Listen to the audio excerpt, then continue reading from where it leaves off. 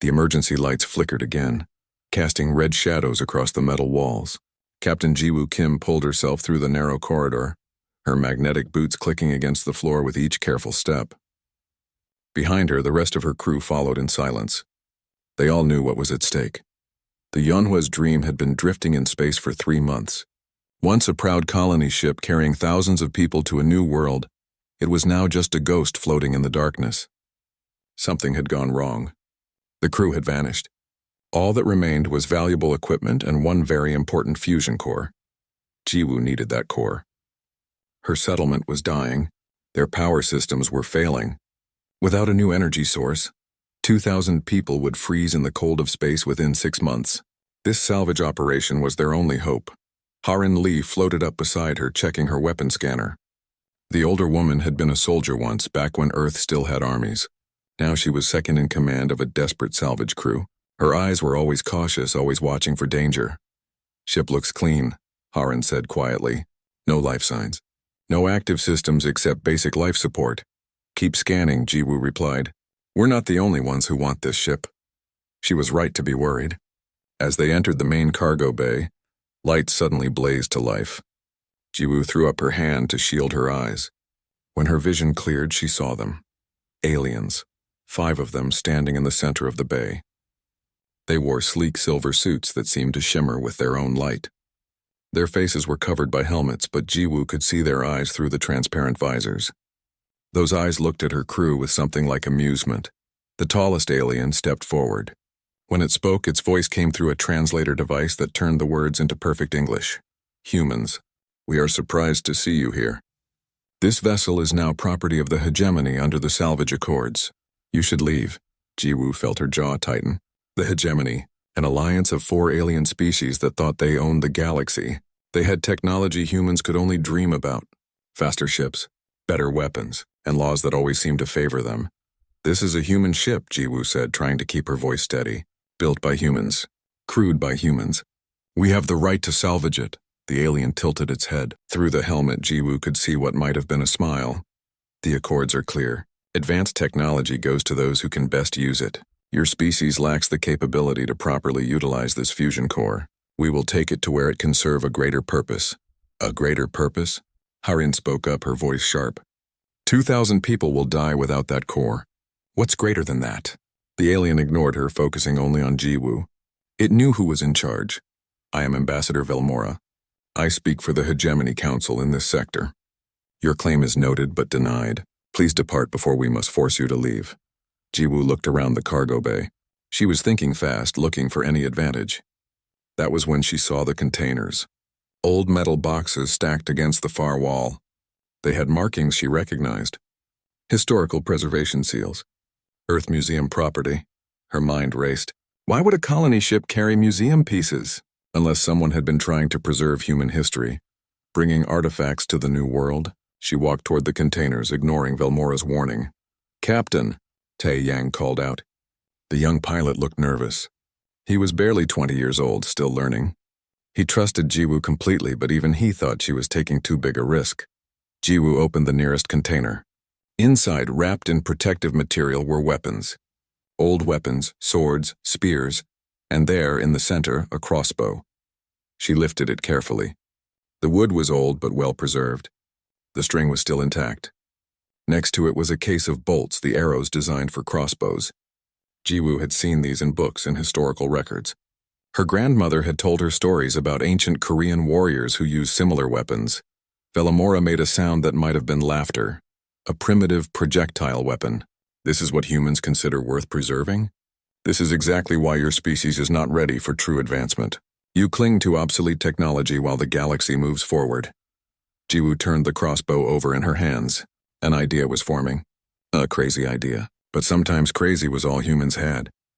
"You think this is obsolete?" she asked. "Of course. Such weapons are useless in space combat. They require gravity to function properly. The recoil in zero gravity would be impossible to manage. Any student of physics knows this." Velmora's tone was that of a teacher explaining simple facts to a slow child. It made Jiwoo's blood boil. But she kept her face calm. "What if I could make it work?" Jiwoo asked. "Here, in zero gravity. What if I could prove you wrong?" The cargo bay fell silent. Harin stared at her captain like she had lost her mind. Taeyang's eyes went wide.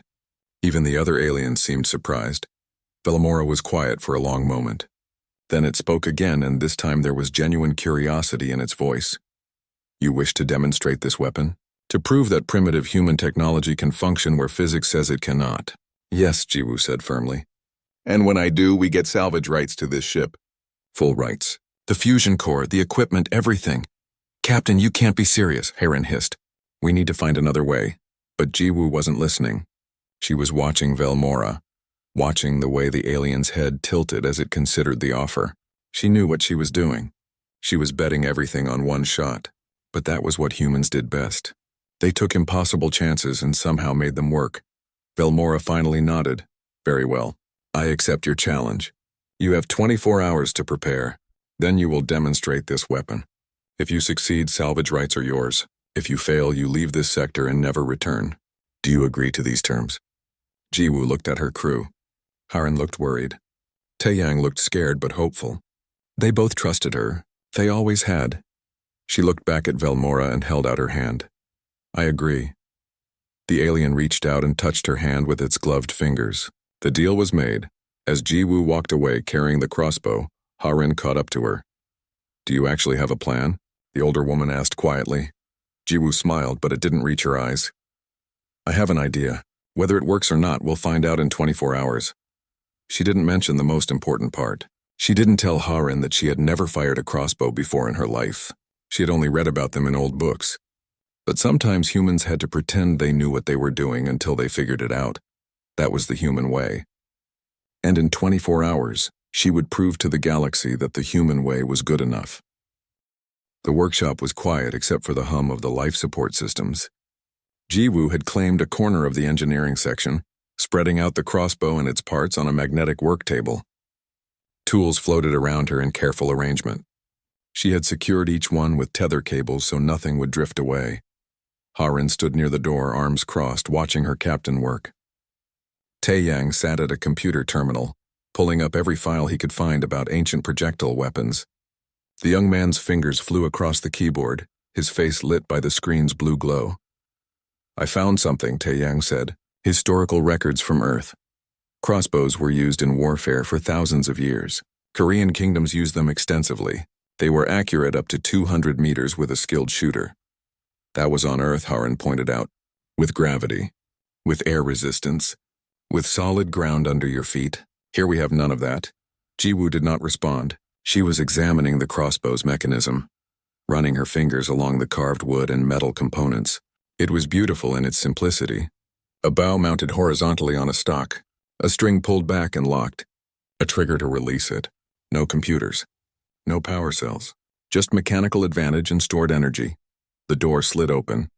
Vellamora entered, ducking slightly to fit through the human-sized doorway. The alien ambassador moved with grace even in zero gravity, barely touching the walls for guidance. I hope I am not interrupting, Vellamora said. I am curious to see what you plan to do with this ancient device. Harin's hand moved toward her sidearm, but Jiwoo waved her off. You are welcome to watch, Jiwoo said calmly. Maybe you will learn something. Vellamora made that sound again, the one that might have been laughter. The alien moved closer to the work table, studying the crossbow with what seemed like genuine interest. I will explain why this cannot work, Vellamora said. Perhaps then you will understand and we can negotiate a more reasonable arrangement. The alien pulled out a small device from its suit. A holographic display appeared in the air, showing diagrams and equations that meant nothing to Jiwoo.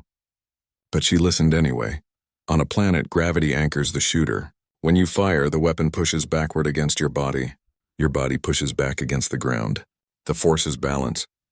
The projectile goes forward with full power. The hologram showed a stick figure shooting an arrow. Simple and clear, in space there is no ground, no anchor.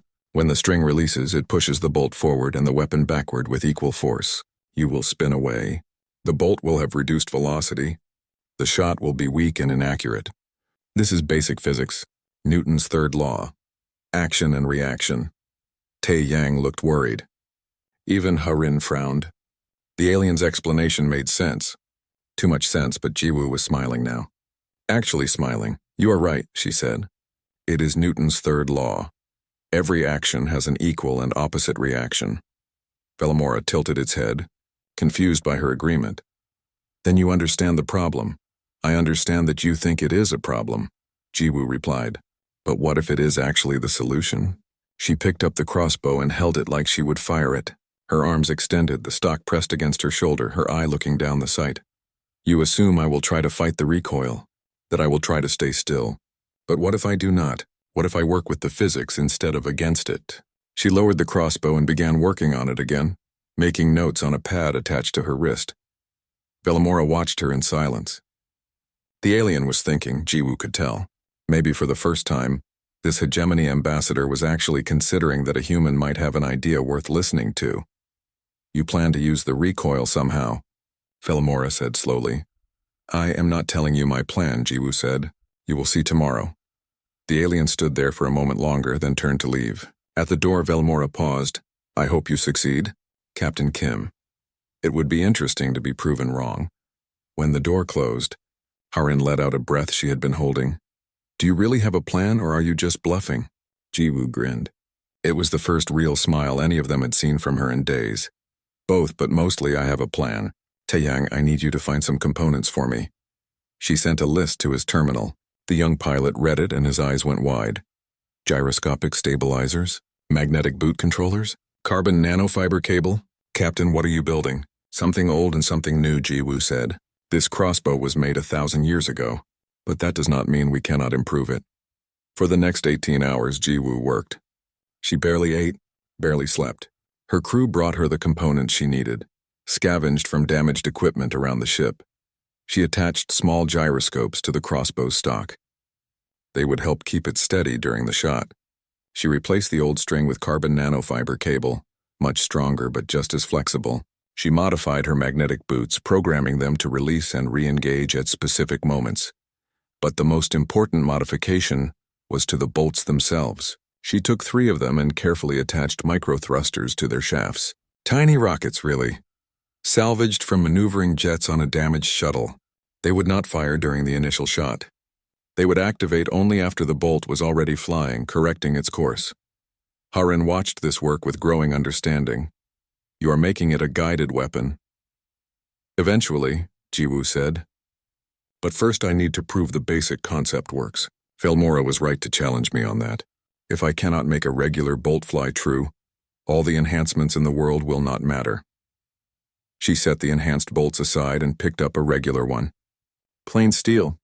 No modifications. This was what she would use for the test. Taeyang brought her food and she ate without tasting it.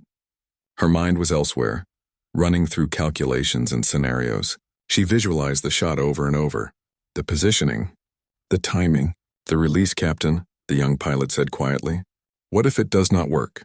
What happens to our settlement? Jiwoo looked at him. Taeyang was so young. He had family back home. A mother. 2 little sisters. They were all counting on this mission. Then we find another way, she said. We always do. That is what humans are good at. Surviving. But inside, she felt the weight of responsibility. 2,000 lives depending on one shot, one moment, one chance to prove that humans deserved respect in this galaxy. No pressure at all. Word had spread throughout the nearby sectors. Other salvage crews were watching. Human settlements across 3 systems had tuned into the feeds. Everyone wanted to see if Captain Jiwoo Kim could do the impossible, and not just humans. Hegemony ships were broadcasting the event. Some aliens were making bets. Most thought Jiwoo would fail. A very few, hoped she would succeed. With 2 hours left, Jiwoo finally stopped working. The crossbow was ready. The modifications were complete. All that remained was the test itself. She closed her eyes and thought about her grandmother. The old woman had told her stories about Korean warriors, about their patience, their precision, their refusal to give up even when facing impossible odds. A good warrior knows when to attack, her grandmother had said.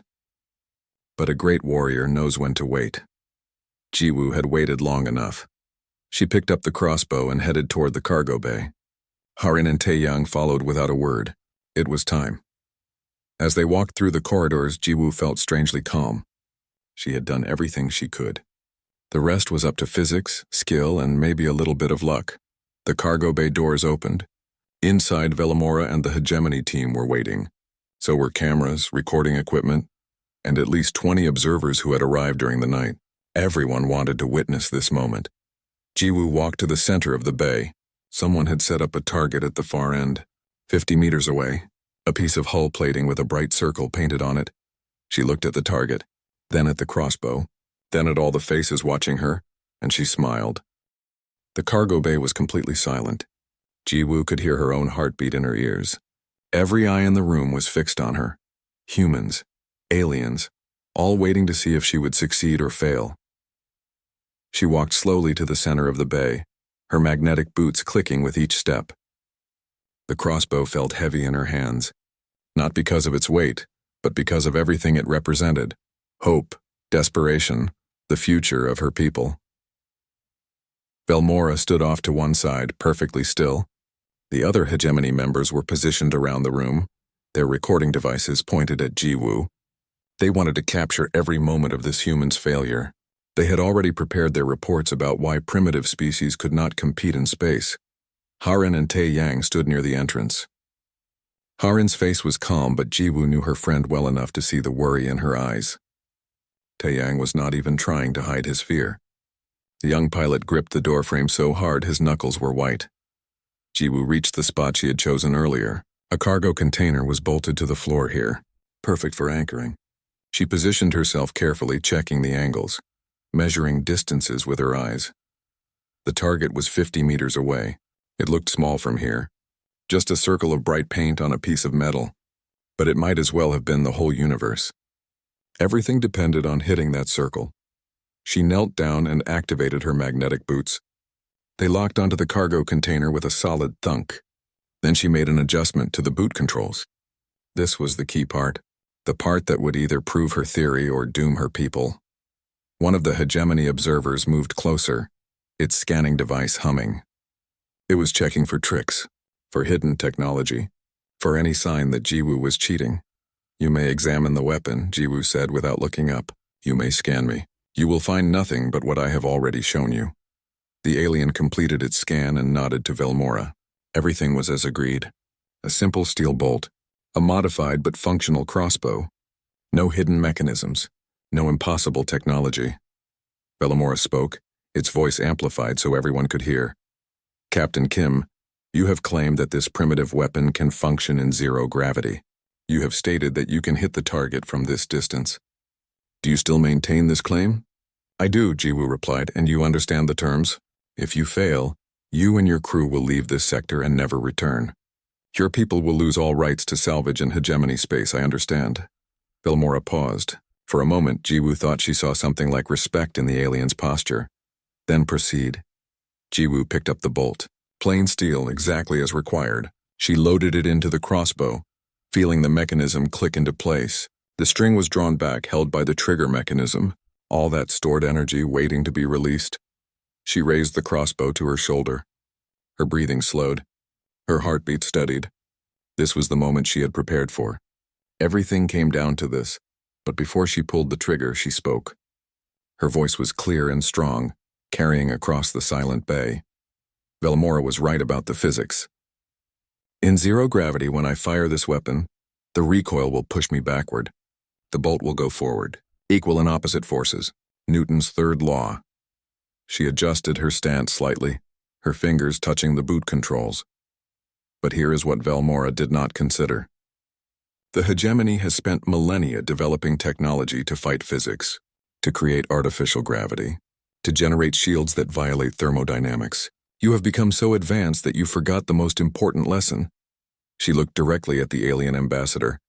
"Sometimes you do not fight physics. Sometimes you dance with it." She put her eye to the sight. The target filled her vision. The bright circle, the center point. Everything else faded away. Her grandmother's voice echoed in her memory. Patience, precision, perfect timing. Jiwoo took a breath, held it. Her finger touched the trigger, and in that frozen moment before she pulled it, she thought about all the people watching. The humans in their dying settlements hoping for a miracle. The aliens in their perfect ships, expecting confirmation of human inadequacy. Everyone had their expectations. She was about to show them all that humans were full of surprises.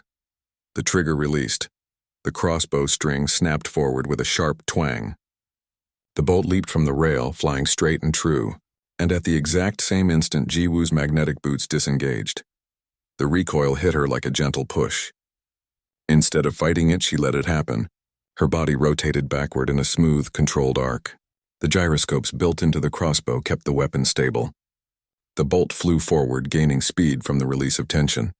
But here was the brilliant part, the thing Velmora had not understood. By allowing herself to move backward, Jiwoo had actually increased the bolt's forward momentum. The energy that would have been wasted fighting the recoil was instead transferred to the projectile, action and reaction, working together instead of against each other. It was physics, pure and simple, not fighting it. Using it, the bolt crossed the 50 meters in less than a second. Jiwoo was still rotating backward when she heard the impact. A solid metallic clang that rang through the cargo bay like a bell, dead center. For 3 heartbeats, nobody moved. Nobody spoke. They all stared at the target, at the steel bolt buried deep in the painted circle right in the middle where Jiwoo had aimed. Then Taiyang shouted, a wordless cry of joy and relief. He pushed off from the doorway, floating toward Jiwoo with his arms spread wide. Harin was smiling. Actually smiling. The tough ex-soldier had tears in her eyes. She nodded once to her captain, a gesture of respect and pride. The hegemony observers were checking their instruments, scanning the target, reviewing the recordings. They could not believe what they had just seen. It was impossible. Physics said it should not work, but it did work. The evidence was right there, embedded in the metal. Jiwoo reactivated her magnetic boots, locking herself back to the cargo container. She lowered the crossbow and looked at Velmora. The alien ambassador stood very still. Its helmet made it hard to read expressions, but Jiwoo could sense something had changed. The condescension was gone. The assumption of superiority had vanished. Velmora walked slowly to the target. It examined the bolt, running its gloved hand along the shaft. Then it turned back to Jiwoo. I was wrong, the alien said simply. I have never said those words before in my role as ambassador. I have represented the hegemony for 30 standard years. I have negotiated with 47 different species, and I have never been wrong. Velmora paused. Until today. Captain Kim, you have taught me something valuable. You have shown me that advancement is not always about new technology. Sometimes it is about using old ideas in new ways. Jiwoo nodded. She felt suddenly tired. All the tension, all the fear, all the pressure was draining away. They had done it. Against all odds, they had won. The terms were clear, she said. Salvage rights to this ship are now ours. They are, Velmora agreed. The hegemony honors its agreements. The Yanhua's dream and all its contents are yours to claim. Taiyang was still shouting, hugging Harin, spinning in zero gravity with pure joy. 2,000 people would live. Their settlement would survive. The fusion core would save them all. But Jiwoo was not done yet. She still had one more thing to show them. Ambassador Velmora, she said. Would you like to see what else this primitive weapon can do? The alien tilted its head with interest. Very much so. Jiwoo smiled and reached for the modified bolts. The ones with the micro-thrusters. Time to really blow their minds. Jiwoo set up 3 new targets. Not stationary metal plates this time. These were small pieces of debris that Taiyang released into the cargo bay. They tumbled and spun in random patterns, moving in different directions. The hegemony observers gathered closer. Even Velmora seemed interested now. Moving targets were much harder. Even with advanced energy weapons, hitting multiple moving objects required sophisticated targeting systems. Jiwoo loaded one of the modified bolts. This one had small thrusters attached to its shaft, tiny jets that could adjust the bolt's course in flight. It looked primitive compared to hegemony missiles, but sometimes simple was better. She took aim at the first target, a piece of hull plating spinning slowly across the bay. She waited, calculating. Not the target's current position, its future position, where it would be when the bolt arrived. She fired. The bolt launched just like before. Her boots released. She rotated backward. The bolt flew forward with perfect momentum, but halfway to the target, the bolt's course shifted. The micro-thrusters activated, making tiny adjustments. The spinning piece of debris changed direction slightly. The bolt adjusted. It curved through the air, tracking its target like it was alive. Impact. The bolt punched through the debris, pinning it against the far wall. One of the hegemony observers made a sound of surprise. Velmora said nothing but moved closer to watch. Jiwoo reloaded. Second target. This one was moving faster, tumbling end over end. She tracked it with her eyes, feeling the rhythm of its rotation. Patience, precision, timing, fire.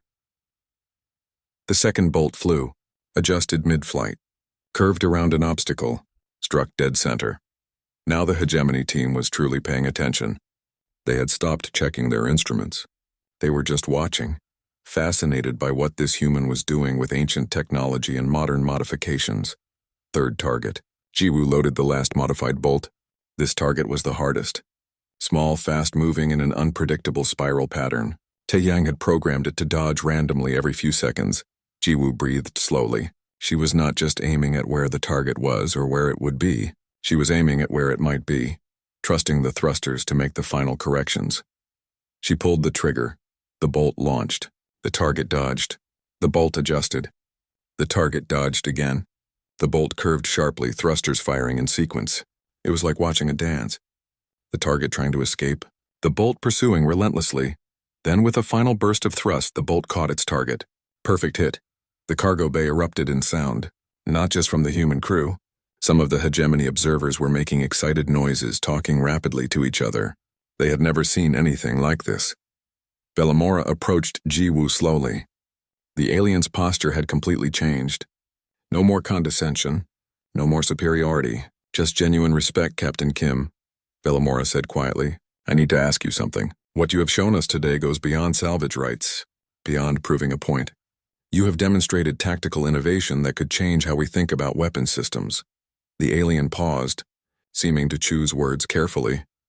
The hegemony has spent thousands of years perfecting energy weapons, plasma rifles, particle beams, quantum disruptors, all very advanced, all very expensive, all very complex, and all very predictable. Velmora gestured at the targets, at the bolts embedded in them. This is something different. Your projectiles are silent. They produce no energy signature until the thrusters activate. They can navigate around obstacles. They are cheap to produce, and most importantly, they are unexpected. No one designs shields to stop ancient arrows. Jiwoo understood where this was going. She had known it would happen eventually. The question was whether she wanted it to happen now. You want to make a deal, she said, not just for salvage rights, for the technology itself. I want to propose a partnership, Velmora replied. The hegemony and humanity working together. You bring your innovation. We bring our resources and manufacturing capability. We create something neither of us could make alone. Harin moved to stand beside Jiwoo. The older woman's voice was low, meant only for her captain's ears. Be careful. This could be good for us or it could be a trap. The hegemony has never treated humans as equals before. Jiwoo nodded slightly. Harin was right to be cautious, but she was also thinking about the bigger picture. 2,000 people in their settlement needed saving. How many more human settlements were out there struggling, dying?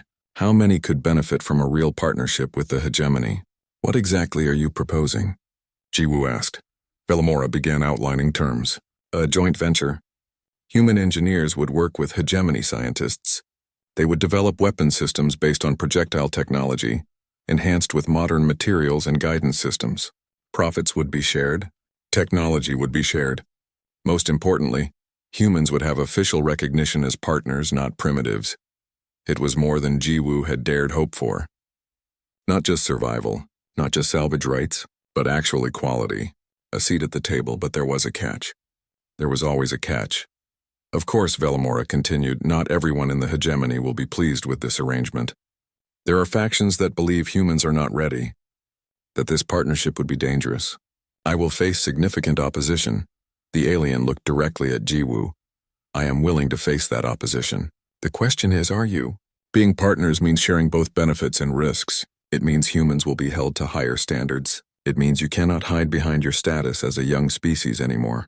You will be expected to contribute, to innovate, to compete. Jiwoo thought about it. Really thought about it. This was bigger than one salvage operation. Bigger than one settlement. This was about the future of humanity in space. She looked at Harin. The older woman's expression was conflicted, but her eyes said, "Trust your instincts." She looked at Tae Yang. The young pilot was nodding eagerly, hope written all over his face. Then Jiwoo looked at the crossbow in her hands. An ancient weapon, a primitive tool, but also proof that old ideas could compete with new ones, that humans could surprise even the most advanced civilizations.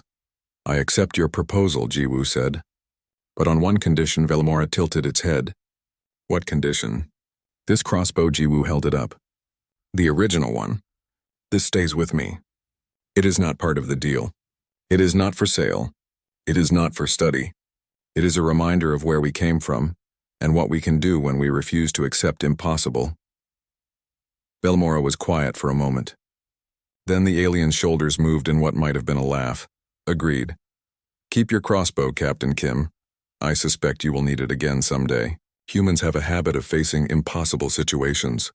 They shook hands. Or rather, Jiwoo extended her hand and Velmora grasped it with its alien equivalent. The deal was made. Humanity and the hegemony, partners at last. News spread quickly. Within hours, every human settlement knew what had happened. Captain Jiwoo Kim had not just won salvage rights. She had won recognition, respect, a future. But as celebrations began, as people cheered and hoped and dreamed of better days, Jiwoo stood quietly in the cargo bay. She was looking at the targets, at the bolts embedded in them, at the proof that sometimes the simplest solutions were the best ones. Harin approached her. "You did it. You actually did it. 2,000 people get to live, and you changed everything for all of us." Jiwoo smiled, but it was tired. "I just pulled a trigger. Physics did the rest." Harin shook her head. "No. You saw what no one else could see. You took something everyone thought was obsolete and made it revolutionary. That is more than physics. That is vision." "Maybe," Jiwoo said. "But the hard part comes next. Living up to this partnership. Proving that today was not just luck. Showing that humans really do belong among the stars." She held the crossbow close. "And dealing with whoever in the hegemony does not want us here." 6 months passed. 6 months that changed everything for humanity and the hegemony. The Yanhua's dream was no longer a ghost ship drifting in space. It had been transformed into something new. A joint research station. Half human design, half hegemony technology. A symbol of what could be achieved through cooperation. Jiwoo stood on the observation deck looking out at the stars. She came here often when she needed to think. The view was peaceful, endless. It reminded her how small their problems were compared to the universe, but also how important they were to the people living through them. The door opened behind her. She knew without looking that it was Velmora. The alien had a particular way of moving, graceful and deliberate. "I thought I would find you here," Velmora said. "You spend much time looking at space. Do you ever tire of it?" "Never," Jiwoo replied. "Every star is a possibility. Every planet could be a new home. How could I get tired of possibilities?" The alien moved to stand beside her. Over the past months, they had become something like friends. Not easy friends. They came from such different worlds. But they respected each other. Trust had grown slowly between them. "I have news," Velmora said. "Good news and complicated news. Which would you like first?" Jiwoo smiled. "Always the good news. Life gives us enough of the other kind. The partnership is succeeding beyond expectations. Human engineers working with hegemony scientists have produced 3 new weapon systems, all based on your crossbow principles: silent, unpredictable, effective. Military forces across the hegemony are requesting them. That is good," Jiwoo said. "And the complicated news? There is opposition. As I warned you, there would be. A faction within the Hegemony Council believes humans are advancing too quickly. They fear what your species might become with access to our technology. They are calling for restrictions, limits on the partnership." Jiwoo had expected this. Nothing came easy. Every step forward seemed to bring new obstacles. How bad is it? Not as bad as it could be. You have supporters, other species who see the value in human innovation. But there will be challenges, tests, moments where you must prove yourselves again and again. Before Jiwoo could respond, alarms began blaring throughout the station. Emergency lights flashed. Her communicator crackled to life. It was Harin, and she sounded urgent. "Captain, we have a situation. Unknown ships just dropped out of hyperspace near the frontier." They are attacking Outpost Meridian. The Hegemony fleet is responding, but they are taking heavy losses. Jiwoo ran for the command center, Velmora right behind her. When they arrived, screens showed chaos. Outpost Meridian was a small mining station on the edge of explored space.